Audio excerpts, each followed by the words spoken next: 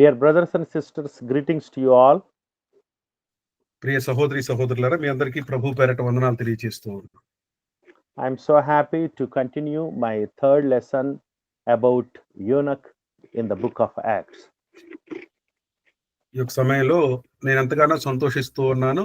నా యొక్క మూడవ పాఠాన్ని ఐథియోపియుడు అయినటువంటి నపుంసకుడి గురించి మీతో పంచుకోవటానికి. We have read the scriptures from the book of Acts, chapter 8. మనము ఈ యొక్క లేఖనాల్ని అపోస్తల కార్యముల గ్రంథం 8వ అధ్యాయంలో చదివి ఉన్నాం. Verses 26 through 40. 26 నుంచి 40 వచ్చిన భాగాల వరకు చదివి ఉంది.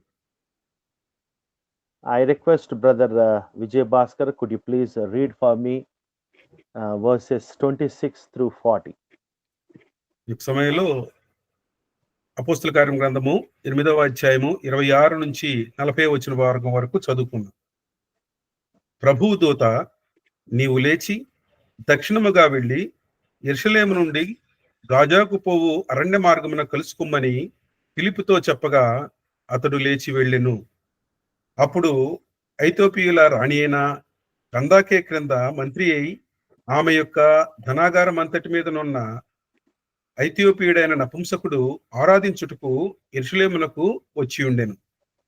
అతడు తిరిగి వెళ్ళుచు తన రథం మీద కూర్చుండి ప్రవక్త అయిన యెషయా గ్రంథము చదువుచుండెను.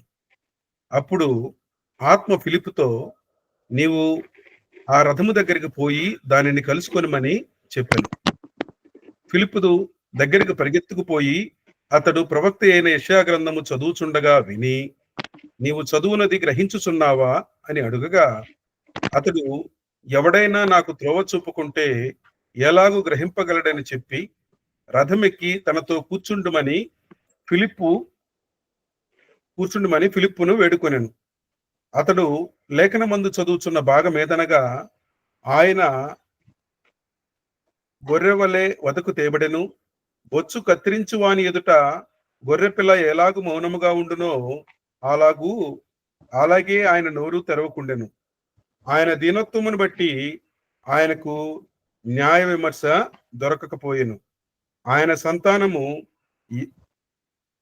ఎవరు వివరింతురు? ఆయన జీవము భూమి మీద నుండి తీసివేయబడినది. అప్పుడు నపుంసకుడు, ప్రవక్త ఎవని గూర్చి ఇలాగు చెప్పుచున్నాడు? తన్ను గూర్చియా వేరొకని గూర్చియా? దయచేసి నాకు తెలుపుమని ఫిలిప్పును అడిగాను. అందుకు ఫిలిప్పు నోరు తెరిచి ఆ లేఖనమును అనుసరించి అతనికి యేసును గూర్చిన సువార్త ప్రకటించెను. వారు త్రోవలో వెళ్ళుచుండగా నీళ్లున్న ఒక చోటకి వచ్చినప్పుడు నపుంసకుడు, ఇదిగో నీళ్లు, నాకు బాప్తిసం ఇచ్చుటకు ఆటంకమేమని అడిగి రథము నిలుపుమని ఆజ్ఞాపించెను. ఫిలిప్పు నపుంసకుడు ఇద్దరు నీళ్లలోకి దిగిరి. అంతటా ఫిలిప్పు అతనికి బాప్తిసం ఇచ్చెను. వారు నీళ్లలో నుండి వడలి వచ్చినప్పుడు ప్రభువు ఆత్మ ఫిలిప్పుని కొనిపోయెను. నపుంసకుడు సంతోషించుచు తన త్రోవను వెళ్ళెను. అప్పుడు ఫిలిప్పును మరి ఎన్నడూను చూడలేదు. అయితే ఫిలిప్పు ఆ జ్యోతిలో కనపడెను. అక్కడ నుండి కైసరయకు వచ్చు వరకు అతడు పట్టణములన్నిటిలో సంచరించుచు సువార్త ప్రకటించుచు వచ్చెను. Okay, this is one of the conversions recorded in the book of Acts. ఇది ఒక వ్యక్తి గురించి, మార్పు చెందినటువంటి వ్యక్తిని గురించి అపోస్తల కార్యముల గ్రంథంలో రాయబడి ఉన్నది. And this is very important in the conversion list. ఇది మార్పు చెందినటువంటి వాటిలో, మార్పును గురించినటువంటి వాటిలో చాలా ప్రాముఖ్యమైనటువంటిది. He was an Ethiopian. అతడు ఐథియోపియుడు. And he was a black man because from the continent of Africa. అతడు ఆఫ్రికా దేశమునకు చెందినవాడు కనుక నలుపు రంగు కలిగినటువంటి వ్యక్తి. And it seems he was a Jewish proselyte. ఇతడు యూదా మత విశ్వాసము కలిగినటువంటి వాడు. So we see the conversion of this black people to Christ. మనము ఈ యొక్క ఆఫ్రికా దేశమునకు చెందినటువంటి వ్యక్తులు మార్పు చెందటం గురించి చూస్తూ ఉన్నాం. In the book of Acts 10, we see white people converted to Christ. అపోస్తుల కార్యముల గ్రంథము 10వ అధ్యాయములో ఆ తెలుపు రంగు కలిగినటువంటి వాళ్ళు మార్పు చెందటం గురించి చూస్తూ ఉన్నాం. Like Brother David Peak. David peak గారి వలె మార్పు చెందినటువంటి వ్యక్తుల గురించి చూస్తూ ఉన్నాం. And we see the gray colored people like us in the book of Acts 2 and other places. Asian people converted to Christ. మనము గోధుమ రంగు వర్ణము కలిగినటువంటి వ్యక్తులను అనగా మనవలే అదేవిధంగా ఆసియా ప్రాంతాల్లో నివసిస్తున్నటువంటి వ్యక్తులు మార్పు చెందటం గురించి కూడా అపోస్తుల కార్యముల 2వ అధ్యాయంలో మనం గమనిస్తూ ఉంటాం. So in the book of Acts, God says that all should be converted towards the New Testament, black, white, and middle colored people, all colored people.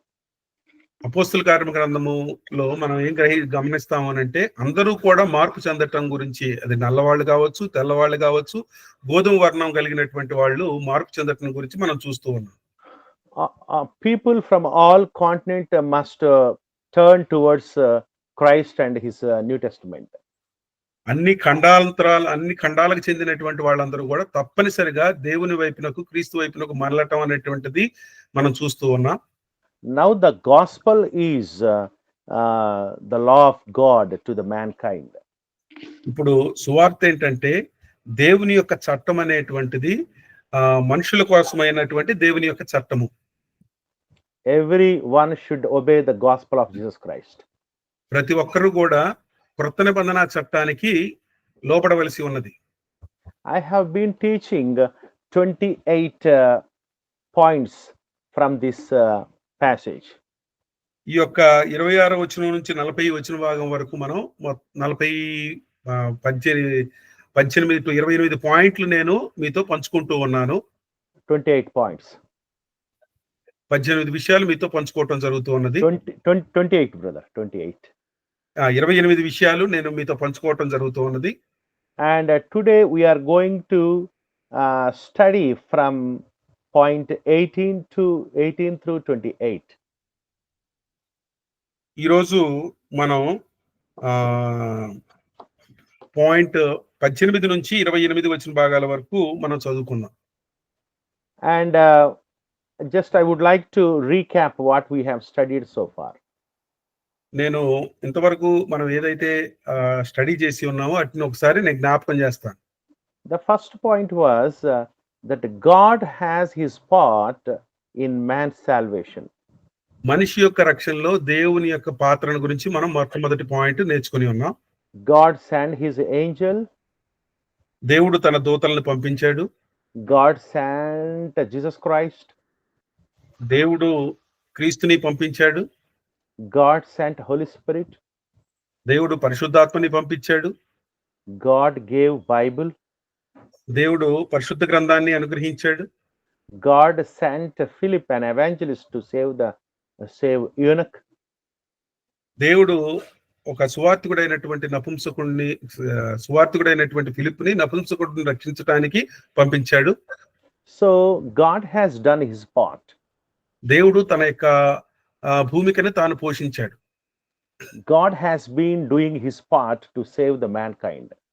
దేవుడు తను ఏదైతే చేయవలసి ఉన్నదో మనుషులను రక్షించడానికి ఆయన తన యొక్క పాత్రని చేస్తూనే ఉన్నాడు, తన యొక్క పనిని జరిగిస్తూనే ఉన్నాడు.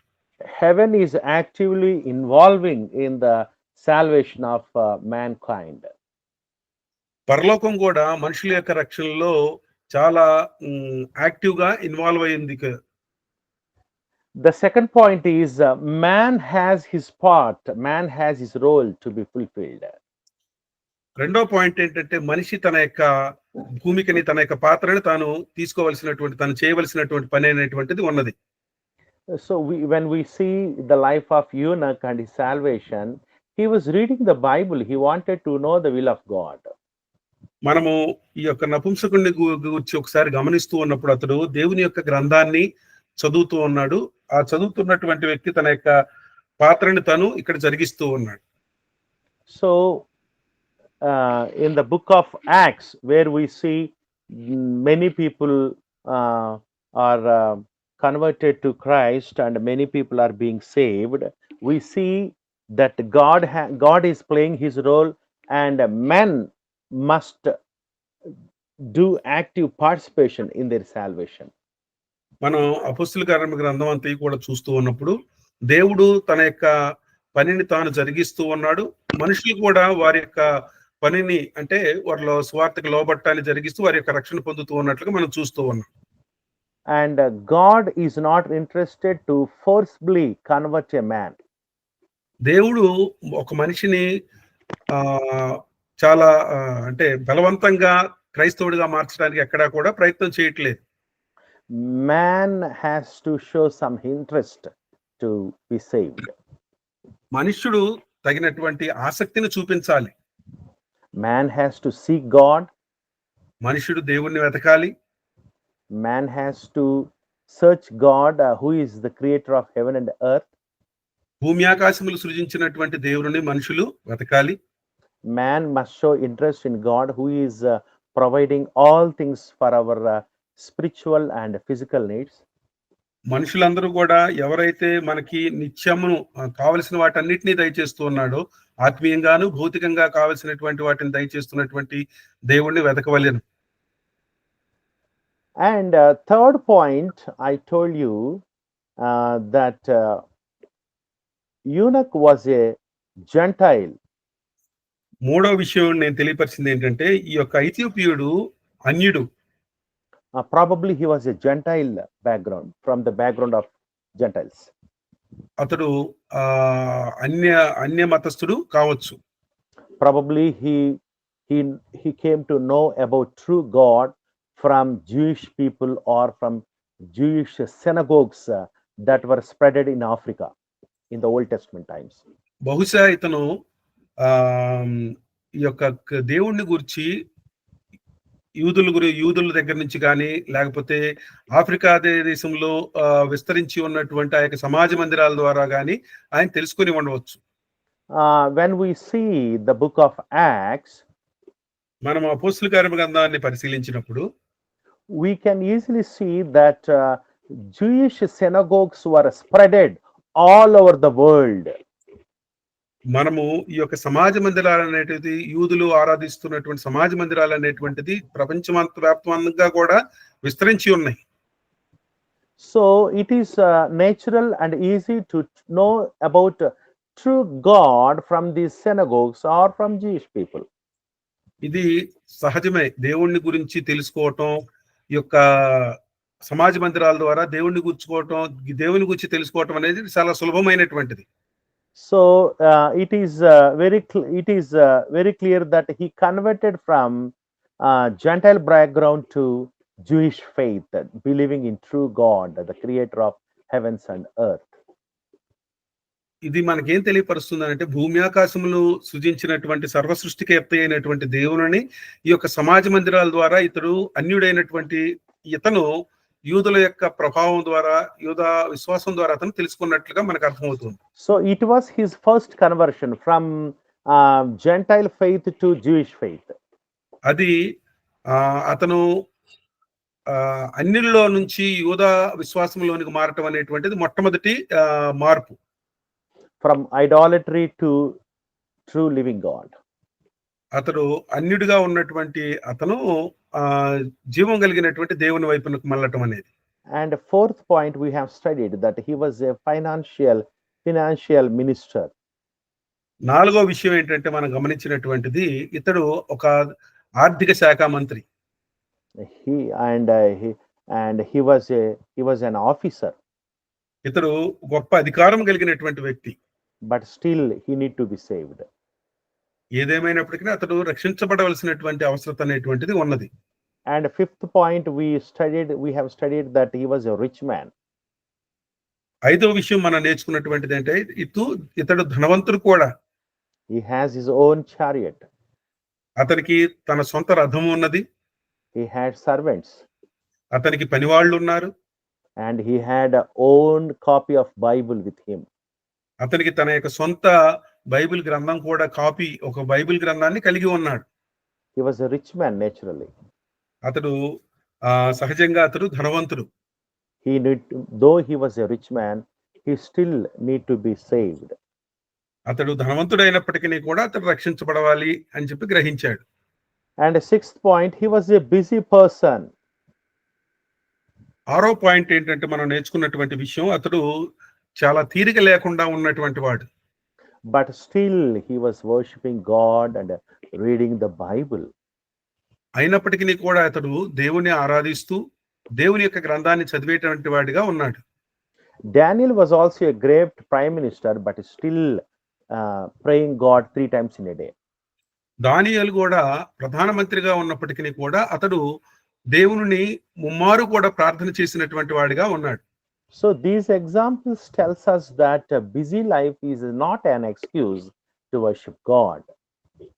ఈ యొక్క ఉదాహరణలు మనకి ఏం తెలియజేస్తున్నాయనంటే, మన యొక్క తీరిక లేని యొక్క సమయం జీవితం అనేటువంటిది దేవుణ్ణి ఆరాధించడానికి ఒక కారణంగా, ఆరాధించకుండా ఉండటానికి ఒక కారణంగా చూపించకూడదు. And a seventh point, he was traveling to Jerusalem just to worship God. ఏడో విషయం ఏంటంటే మనం నేర్చుకున్నటువంటిది, అతడు ఆరాధించడానికి మాత్రమే ఆఫ్రికా దేశం నుంచి యెరూషలేము ప్రాంతానికి, యెరూషలేమునకు వెళుతూ ఉన్నాడు, ప్రయాణం చేస్తూ ఉన్నాడు. He was traveling very long distance. చాలా దూరం కూడా ప్రయాణించినటువంటి వాడిగా ఉన్నాడు. 1500 kilometers.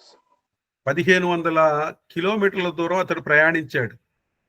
To worship right God in a right way at right place. సరైనటువంటి దేవుణ్ణి సరైనటువంటి స్థలంలో సరైనటువంటి విధంగా ఆరాధించడానికి అతడు 1500 కిలోమీటర్ల దూరం ప్రయాణించాడు. And forward and return journey combined, if we combine forward and return journey, it is around 3000 kilometers. మనము రాను పోను కలుపుకున్నట్లయితే మొత్తం కూడా దేవుణ్ణి ఆరాధించడానికి అతడు 3000 కిలోమీటర్లు ప్రయాణించినటువంటి వాడిగా ఉన్నాడు. It took him 7 days for forward journey and 7 days for backward journey. Total 14 days he traveled to worship God. అతడు ఒక వైపునకు ప్రయాణం చేయడానికి 7 దినాల సమయం పడుతుంది.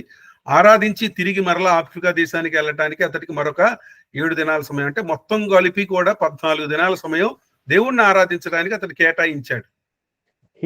While he was traveling, he crossed villages, towns, nations and continents to worship God. అతడు తన యొక్క ప్రయాణంలో చిన్న చిన్న గ్రామాలని, పట్టణాలని, అదేవిధంగా దేశాలను కూడా దాటుకుంటూ ఆ యొక్క దేవుణ్ణి ఆరాధించడానికి వెళ్ళాడు. He was coming from African continent to Asian continent. అతడు ఆఫ్రికా ఖండము నుంచి ఆసియా ఖండమునకు ప్రయాణం చేశాడు. He spent lot of money, lot of time and energy just to worship God. అతడు ఎంతో సమయాన్ని, ఎంతో ధనమును, అదేవిధంగా ఎంతో డబ్బును కూడా వెచ్చించినటువంటి వాడిగా ఉన్నాడు దేవుణ్ణి ఆరాధించడానికి. So he is an example how much it is important to worship God. అతడు దేవుణ్ణి ఆరాధించడానికి ఒక గొప్ప ఉదాహరణగా ఉన్నాడు. And eighth point, though he came to Jerusalem, he could not able to worship fully like Jewish people because he was a eunuch. He should stand behind them. Okay, అతడు యెరూషలేమునకి ప్రయాణం చేసి వచ్చినప్పటికీ కూడా అతడు యూదుల వలె ఆరాధించడానికి అర్హత లేనటువంటి వాడు. ఎందుకు అని అంటే ఇతడు నపుంసకుడు గనక వారి వెనకనే మాత్రమే, బయట మాత్రమే ఉండి అతడు ఆరాధించవలసి ఉన్నది దేవాలయం తిరిగి. But unfortunately, Jewish people very close to God and the temple, they made the temple of God as a den of robbers. వాళ్ళు దేవునికి దేవుని యొక్క మందిరంలో దగ్గరగా ఉన్నప్పటికీ కూడా వాళ్ళు ఏం చేశారంటే దొంగలుగా కూడా ఉన్నారు. దొంగల గుహగా చేసినటువంటి వారుగా ఉన్నారు యూదులు. And Jewish people, though they were very good fellowship with God and the temple, but they made it house of merchandise. అక్కడ దేవుని యొక్క మందిరాన్ని వాళ్ళు వ్యాపారపు ఇల్లుగా చేసినటువంటి వారుగా కనపడుతూ ఉన్నారు. But this Gentile person coming all the way from Africa, worshipping right God at right place with right spirit, right mind. అతడు అన్యుడైనప్పటికీ కూడా చాలా దూరం నుంచి ప్రయాణం చేసి చాలా దూరం నుంచి నిజమైనటువంటి దేవుణ్ణి నిజమైనటువంటి స్థలంలో నిజమైనటువంటి విధంగా ఆరాధించడానికి వచ్చాడు. And the ninth point, on returning after worship, after worshiping God, he was returning back and he was reading the Bible. 9వ విషయం ఏంటంటే అతడు వెనక్కి తిరిగి వెళ్ళుచూ ఉన్నప్పుడు ఆ యొక్క రథం మీద కూర్చొని బైబిల్ గ్రంథాన్ని చదువుతూ ఉన్నాడు. He was a godly person. అతడు దేవుని యందు భయభక్తులు కలిగినటువంటి వాడు. And the 10th point, though he was worshipping according to the Old Testament, but now the New Testament is in force, according to the New Testament, he was a sinner. అతడు దేవుని యొక్క గ్రంథాన్ని చదువుతూ ఉన్నప్పటికీ దేవుణ్ణి ఆరాధిస్తూ ఉన్నప్పటికీ కూడా అతడు పాత నిబంధన ధర్మశాస్త్రం ప్రకారం దేవుణ్ణి గ్రంథాన్ని చదువుతూ ఉన్నాడు. ఆ చట్టం కింద ఉన్నట్టుగా ఉన్నాడు. కానీ ఇప్పుడైతే క్రొత్త నిబంధన చట్టం అనేది అమల్లోకి వచ్చింది కనుక అతడు తప్పనిసరిగా రక్షణ పొందవలసినటువంటి అవసరం అనేటువంటిది ఉన్నది. And we should change our traditions or our beliefs according to the New Testament to have proper relationship with God. మనకున్నటువంటి అలవాట్లని ఆచారాలని దేవునిని సరిగా ఆరాధించడానికి తప్పనిసరిగా మార్చుకోవాలి. And 11th point, he was reading the Bible but he could not able to understand it. 11వ విషయం ఏంటంటే అతడు దేవుని యొక్క గ్రంథాన్ని చదువుతూ ఉన్నాడు కానీ దాన్ని అర్థం చేసుకోలేకపోతూ ఉన్నాడు. And we should understand the Bible. మనము అర్థం చేసుకుంటూ ఉన్నాం. Bible was written to a common man and in common language. Bible గ్రంథం అనేటువంటిది సాధారణ భాషలో అందరికీ అర్థమయ్యేటువంటి రీతిలో రాయబడి ఉన్నది. So we need to understand the Bible. Bible was written to understand it.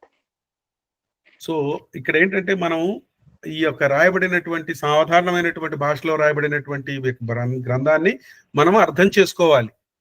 And the 12th point, he was jealous person. 12వ విషయం ఏంటంటే అతడు ఈర్ష్య కలిగినటువంటి వాడు, ఆసక్తి కలిగినటువంటి వాడు. And he was pleading Philip to come and sit with him in the chariot. అతడు ఫిలిప్ని వచ్చి నా రథం మీద ఎక్కువ అని చెప్పి అతడు బ్రతిమాలు కొంచు ఉన్నాడు. And he was requesting to explain the scriptures. అతడు ఫిలిప్ని ఇది నాకు తెలియపరచు అని చెప్పి వేడుకుంటూ ఉన్నాడు. And 13th point, we see that eunuch asked few questions to Philip. 13వ విషయం ఏంటంటే అతడు ఫిలిప్పు అతన్ని చాలా ప్రశ్నలు అడిగాడు. Eunuch asked some questions to Philip. Ethiopian నపుంసకుడు ఫిలిప్పుని చాలా ప్రశ్నలు అడిగి ఉన్నాడు. It is very important to understand the Bible by asking questions and getting answers. ప్రశ్నలు అడగటం అనేటువంటిది దేవుని యొక్క గ్రంథాన్ని అర్థం చేసుకోవటంలో చాలా ప్రాముఖ్యమైనటువంటిది. And we as Christians, we should be always ready to answer those who ever ask the questions about our faith and practices. క్రైస్తవులుగా మనం కూడా ఎవరైనా మనల్ని ప్రశ్నలు వేసినప్పుడు వాటికి జవాబులు చెప్పడానికి ఎప్పుడూ కూడా సిద్ధంగా ఉండాలి. And the 14th point, Philip explained the prophecies that eunuch was reading from the book of Isaiah chapter 53 and explained about Christ.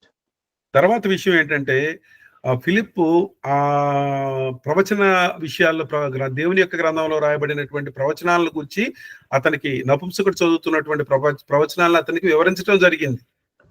So New Testament is the fulfillment of the Old Testament.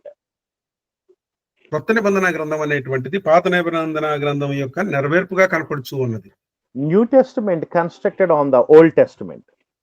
కొత్త నిబంధన గ్రంథం అనేటువంటి పాత నిబంధన యొక్క పునాదుల మీద కట్టబడింది. And 15th point, 15వ విషయం ఏంటంటే baptism is part of the gospel.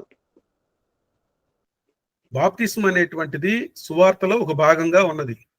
Because when Philip explained about Jesus Christ, it involved the baptism also. ఎందుకంటే ఫిలిప్పు ఈ యొక్క నపుంసకునికి సువార్తని వివరించినప్పుడు దాంట్లో ఈ యొక్క బాప్తిస్మం అనేటువంటిది కూడా ఆ అంతర్లీనమై ఉన్నది. Because when he heard about Jesus Christ from Philip, eunuch asked, "Here is water. What hinders me to be to take baptism?" ఇక్కడ అతడు నీళ్లను చూసినప్పుడు సువార్తను వినటం ద్వారా నాకు బాప్తిస్మం ఇచ్చడానికి ఆటంకం ఏమి అని చెప్పి ఫిలిప్ని ప్రశ్నించినట్లుగా మనం చూస్తూ ఉన్నాం. And the 16th point, 16వ విషయం ఏంటంటే what hinders one to be baptized? ఏది ఆటంకపరుస్తుంది నన్ను బాప్తిసం పొందడానికి? నాకు ఏది ఆటంకంగా ఉన్నది? You are the person hindrance to get baptism. నీవు మాత్రమే ఆటంకముగా బాప్తిసం తీసుకోవడానికి ఉన్నావు. Because if you understand, you can take baptism. నీవు అర్థం చేసుకున్నట్లయితే నీవు బాప్తిసం తీసుకోవచ్చు. That is the hindrance. అదే అడ్డంకి. So if you understand why we need to take baptism, then there is no hindrance to take baptism. మనం బాప్తిసం ఎందుకు తీసుకోవాలో అనేటువంటి విషయాన్ని అర్థం చేసుకుంటే అది మనకి ఏమాత్రమును కూడా అడ్డంకి కాదు. Because God has done all his part, the remaining part is ours. ఎందుకనంటే దేవుడు తన యొక్క పనిని తాను జరిగించి ఉన్నాడు. మిగిలినటువంటి పని ఏంటంటే ఎవరు జరిగించాలి అంటే, ఎవరు చేయాలి అని అంటే మనుషులుగా మనం చేయవలసినటువంటి పనిని మనము రక్షణ విషయంలో చేయాలి. And 17th point, we came to know about what is the baptism means. 17వ విషయం మనం ఏం నేర్చుకున్నామంటే బాప్తిసం అంటే ఏంటో మనం నేర్చుకున్నాం. According to chapter 8 verses 36 through 38, అపోస్తల కార్యం గ్రంథం 8వ అధ్యాయం 36 నుంచి 38 వచన భాగాల వరకు Philip and eunuch both went down into the water and came out from the water. ఫిలిప్పు అదే విధంగా ఈ యొక్క నపుంసకుడు ఇద్దరు కూడా నీళ్లలోకి తిరిగి నీళ్లలో నుంచి బయటకు వచ్చినటువంటి వాళ్ళుగా కనపడుతూ ఉన్నారు. So according to the scriptures, baptism means immersion. బాప్తిజం అంటే లేఖనాల ప్రకారం ముంచుటను గురించి తెలియజేస్తుంది. Sprinkling or pouring are not at all a way of take baptism. నీళ్లు పోయటం గాని నీళ్లు చల్లటం గాని బాప్తిజంలో ఆ యొక్క భాగము కాదు. And we cannot give baptism to children. మనము పిల్లలకు కూడా బాప్తిజం అనేటువంటిది ఇవ్వకూడదు. Baptism is for the people who can understand, who can have faith and repentance and obedience. బాప్తిజం అనేటువంటిది ఎవరైతే సువార్తను అర్థం చేసుకుంటారో, లేఖనాలను అర్థం చేసుకుంటారో వారికి మాత్రమే బాప్తిజం ఇవ్వాలి.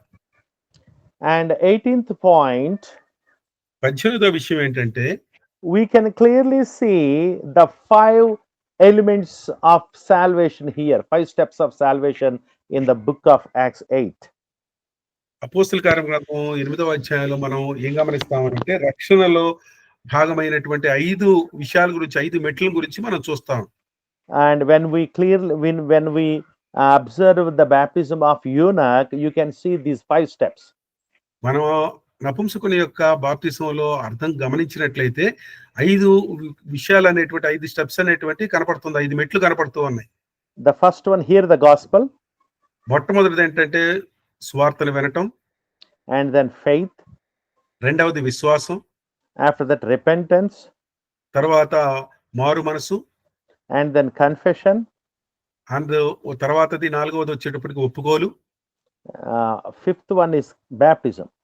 5వ పాయింట్ ఏంటంటే దాంట్లో బాప్తిజం పొందుట. These are all important. We see all these points in this example. ఈ చాలా ప్రాముఖ్యమైనటువంటి బాప్తిజంలో ఈ యొక్క 5 పాయింట్లు కూడా. Now we are going to study new points. ఇప్పుడు మనం 19వ పాయింట్ ని నేర్చుకోబోతూ ఉన్నాం. 19th point is that we should obey the gospel with our hearts. 19వ విషయం ఏంటంటే మన యొక్క హృదయాలతో మనం సువార్తకి లోబడాలి. And please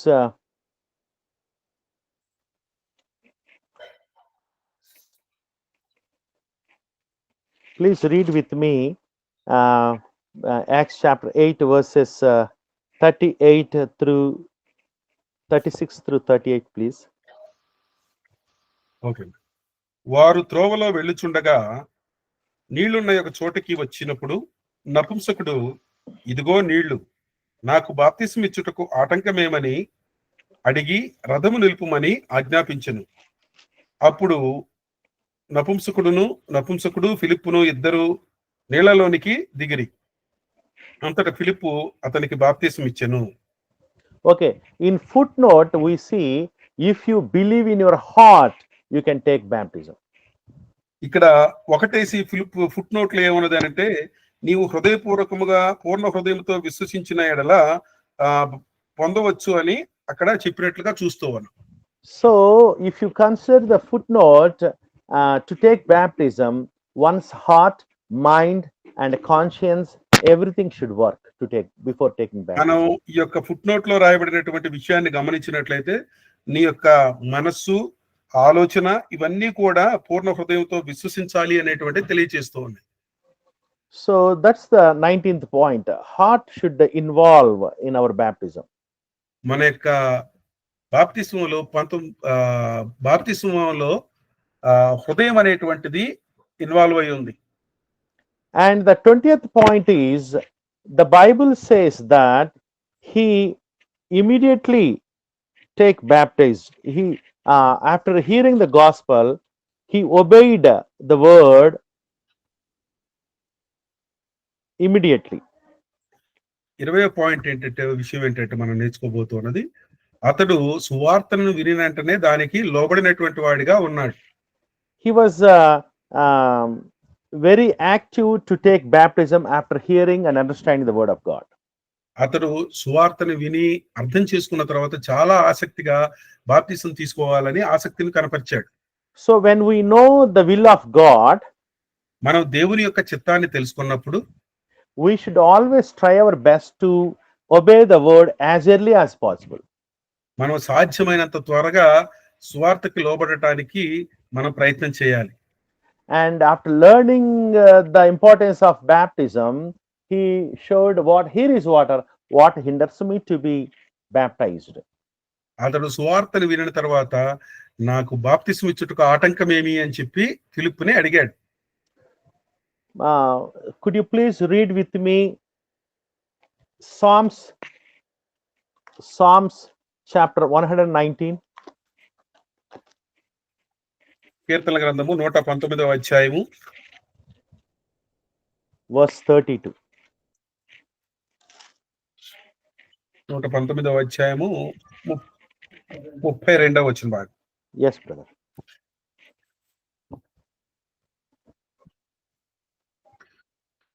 నా హృదయమును నీవు విశాలపరిచినప్పుడు నేను నీ మార్గమున పరిగెత్తిద్దును. నీ ఆజ్ఞల మార్గమున పరిగెత్తిద్దును. I will run in the way of your commandments when you enlarge my heart. నా యొక్క హృదయాన్ని విశాలపరిచినప్పుడు నేను నీ యొక్క ఆజ్ఞల మార్గమున పరిగెత్తెదను. If I understand your will, I will run to obey it. నేను దేవుని యొక్క చిత్తాన్ని అర్థం చేసుకున్నట్లయితే నేను ఖచ్చితంగా చిత్తానికి లోబడటానికి పరిగెత్తుతాను. And please read verse 60 also. 60వ వచనం కూడా అండి. 119వ అధ్యాయము కీర్తనల గ్రంథము 60వ వచనం భాగం. నీ ఆజ్ఞలను అనుసరించుటకు నేను జాగు చేయక త్వరపడితిని. I hasten and do not delay to keep your commandments. నీ యొక్క ఆజ్ఞలను అనుసరించడానికి నేను జాగు చేయక త్వరపడితిని. I haste and do not delay. నేను జాగు చేయక త్వరపడితిని. So dear brothers and sisters, Bible says that now is the day of salvation. ప్రియ సహోదరి సహోదరులారా, ఈ రోజు నేడే రక్షణ దినం. Now is the convenient time. ఇదే అనుకూలమైనటువంటి సమయము. 2 Corinthians chapter 6 verses 2. కొరింథీయులకు రాసినటువంటి రెండవ పత్రిక 6వ అధ్యాయము 2వ వచన భాగం. Okay, now point 21. 21వ పాయింట్ విషయం ఏంటంటే, And in the book of Acts, people usually are rejoice after taking baptism. అపోస్తుల కార్యం గ్రంథంలో ఇక్కడ మనుషులు ఎలా ఉన్నారు అని అంటే బాప్తిసం తీసుకున్న తర్వాత ఆనందించి సంతోషించినటువంటి వారిగా ఉన్నారు. Please read Acts chapter 8 verse 39. అపోస్తుల కార్యం గ్రంథము 8వ అధ్యాయము 39వ వచన భాగాన్ని చదువుకున్నట్లయితే, అయితే ఫిలిప్పు వారు నీళ్లలో నుండి వెడలి వచ్చినప్పుడు ప్రభువు ఆత్మ ఫిలిప్పును కొనిపోయెను. నపుంసకుడు సంతోషించుచు తన త్రోవను వెళ్ళెను. అప్పుడు ఫిలిప్పును మరి అన్నడును చూడలేదు. So here eunuch was so happy and went on his way rejoicing. ఇక్కడ చాలా సంతోషము కలిగినట్టి బాప్తిసం పొందిన తర్వాత ఈ యొక్క నపుంసకుడు చాలా సంతోషము కలిగి తన యొక్క మార్గమున ఆనందించుచు వెళ్ళినట్లుగా చూస్తూ ఉన్నాం. This joy is a joy of salvation. ఈ యొక్క ఆనందం అనేటువంటిది ఏమైందంటే తన రక్షణ పొందటం ద్వారా వచ్చినటువంటి సంతోషం. So dear brothers and sisters, according to scriptures, the true happiness, true rejoicing in the Lord is after baptism, not before. ప్రియ సహోదరి సహోదరులారా, నిజమైన సంతోషం ఎప్పుడు ఉంటది అంటే మనం మారు మనసు పొంది రక్షణ పొందిన తర్వాతనే, బాప్తిసం తర్వాతనే ఈ యొక్క నిజమైన సంతోషము ఆనందం అనేటువంటిది ఉంటది. 3,000 people on the day of Pentecost were rejoiced after baptism according to Acts chapter 2 verse 47. అపోస్తుల కార్యం గ్రంథము 2వ అధ్యాయము 47వ వచనం ప్రకారం 3,000 మంది బాప్తిసం పొంది ఆనందించినటువంటి వారుగాను సంతోషించినటువంటి వారుగా మనకు కనపడుతూ ఉన్నారు. And in the book of Acts chapter 16 verse 34, jailer was rejoiced in the Lord after baptism. అపోస్తుల కార్యం గ్రంథం 16వ అధ్యాయంలో జైలు కొర్నేలి తాను సంతోషిస్తున్న బాప్తిసం పొందిన తర్వాత సంతోషిస్తున్నట్లుగా చూస్తూ ఉన్నాం. కొర్నేలి కాదు సార్, చెరసాల నాయకుడు. చెరసాల నాయకుడు, క్షమించాలి. 16:34 చదివానన్నా? వద్దులేండి, 16 సరిపోదు. And please note these verses and please read when you have time, free time. మీరు యొక్క విషయాల లేఖనాలను రాసుకొని మీకు సమయం ఉన్నప్పుడు మీరు చదవాలని చెప్పి మనవి చేస్తూ ఉన్నాను. Psalms chapter 13 verse 5. కీర్తనల గ్రంథము 13వ అధ్యాయము 5వ వచన భాగం. Psalms chapter 51 verse 12. కీర్తనల గ్రంథము 51వ అధ్యాయము 12వ వచన భాగం. Okay, brother. So that's our 20 point number 21. అది మన 21వ విషయం. And after that, I would like to tell you another point 22. 22వ విషయం ఏంటంటే, and here scripture says that eunuch went back to his place. లేఖనాలు ఏమని తెలియపరుస్తున్నాయనంటే ఈ యొక్క ఇథియోపియుడు నపుంసకుడు తన యొక్క మార్గమున వెళ్ళినట్లుగా చూస్తూ ఉన్నాం. And what about this eunuch's new life? మనము ఈ యొక్క నపుంసకుని యొక్క కొత్త జీవితాన్ని గురించి ఆలోచిస్తే, how can he continue his faith? అతడు తన విశ్వాసాన్ని ఎలా కొనసాగించాడు? How can he worship God according to the New Testament? అతడు కొత్త నిబంధన చట్టం ప్రకారం ఎలా దేవుడిని ఆరాధించాడు? He is the only person that was saved. అతడు ఒక్కడే రక్షించబడినటువంటి వాడు. And how can he worship with other Christians? అతడు ఇతర క్రైస్తవులతో ఎలా ఆరాధించగలడు? So dear brothers and sisters, if you read carefully Acts chapter 2 verses 9 and 10, ప్రియ సహోదరి సహోదరులారా, మనం అపోస్తుల కార్యం గ్రంథము 2వ అధ్యాయము 9-10 వచన భాగాల్లో చదువుతూ ఉన్నప్పుడు, and the day of Pentecost, some people came from African continent. Pentecost దినం రోజున కొంతమంది ఆఫ్రికా దేశముల నుంచి యెరూషలేమునకు వచ్చినట్లుగా చూస్తూ ఉన్నాం. Please read these verses, Acts chapter 2 verses 9 and 10. అపోస్తుల కార్యం గ్రంథము 2వ అధ్యాయము 9-10 వచన భాగాలు. పార్తీయులు, మాదీయులు, ఎలామీయులు, మెపతోమియాలు, మెసొపొతేమియా, యోదయ, కప్పదోకియా, పొంతు, ఆసియా, పుగ్రియా, పుంపులిగియా, ఐగుప్తు అను అనేక దేశమందలి వారు Yes, కురేను brother. దగ్గర Yeah, please read. కురేను Go ahead. దగ్గర లిబియా ప్రాంతమందు కాపురమున్నవారు, రోమా నుండి పరవాసులుగా వచ్చిన వారు, యూదులు, యూదమత ప్రవిష్టులు, క్రేతీయులు, అరబీయులు మొదలైన చాలండి 9-10. So according to verses 9 and 10, 9-10 వచ్చిన ప్రకారం there were some black people came from African continent to worship God, to participate on the day of Pentecost. కొంతమంది నల్లజాతీయులు ఆఫ్రికా ప్రాంతముల నుంచి దేవుణ్ణి ఆరాధించడానికి యెరూషలేముకు వచ్చారు. These may be African black people or Jewish proselytes or Jews.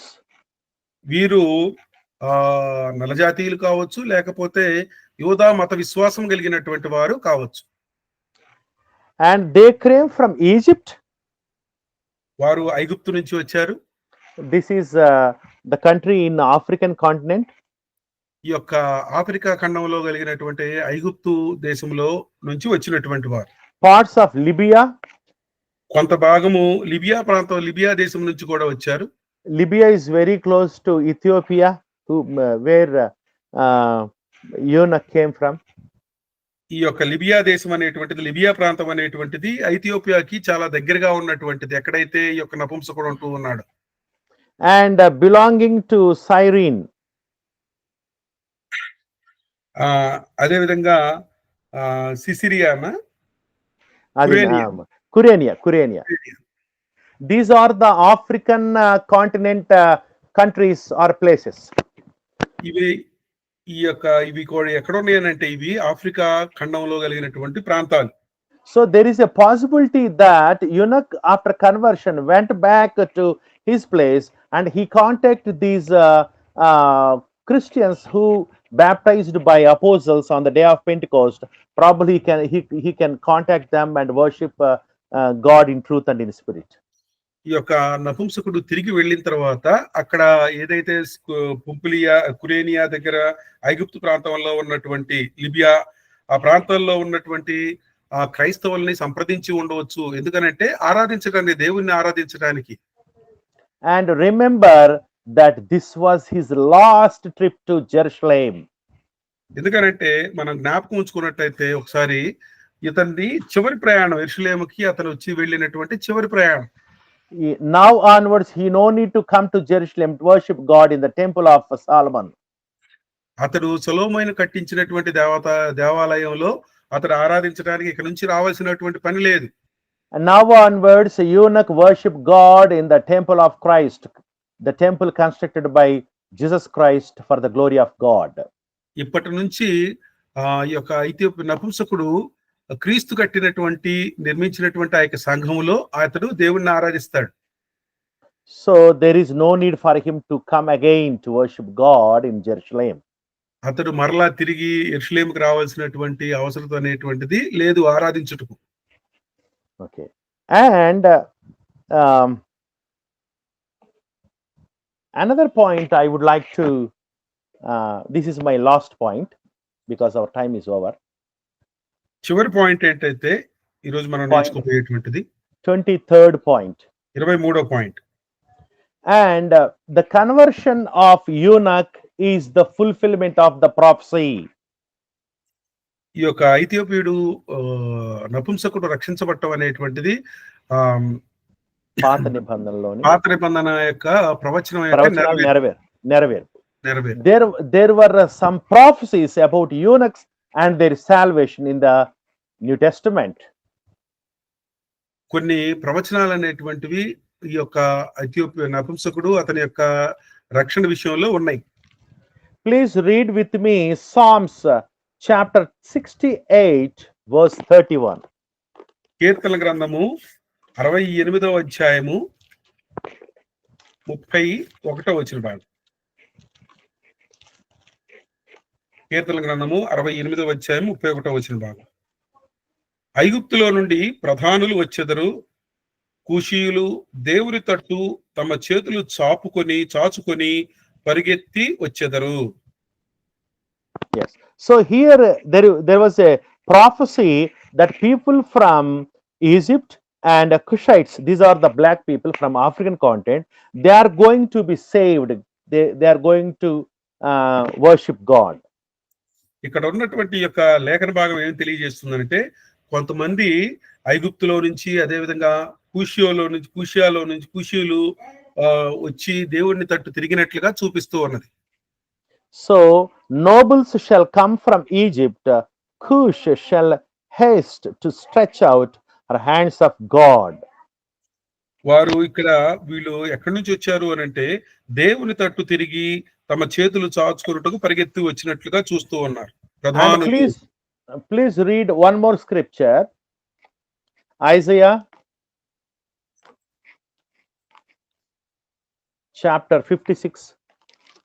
యెషయా గ్రంథము 56వ అధ్యాయము, Isaiah chapter 56 verses 3 to 5.